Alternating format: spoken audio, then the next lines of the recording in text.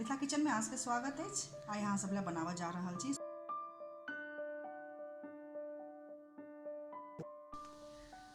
कहियो काल घरों में किछ किछ मिठाई सब बनाबी तो सूजी के गुलाब जामुन अहाँ सब ला बनावे ला जा रहल छी। हमरा उम्मीद है अहाँ सबके सूजी गुलाब जामुन बनावे के सामग्री: सूजी 1 कप, 250 ग्राम चीनी, तले के लेल तेल, 2 कप दूध, 1 चम्मच घी, इलायची पाउडर।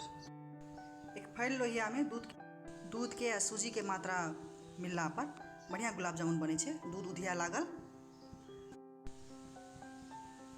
उधियाते दूध में सूजी दऽ देबाक, लगातार चलाबैत रहू, एहिमे गांठ नहीं पड़बाक चाही। एकरा निकालि लेलहुँ सूजी के।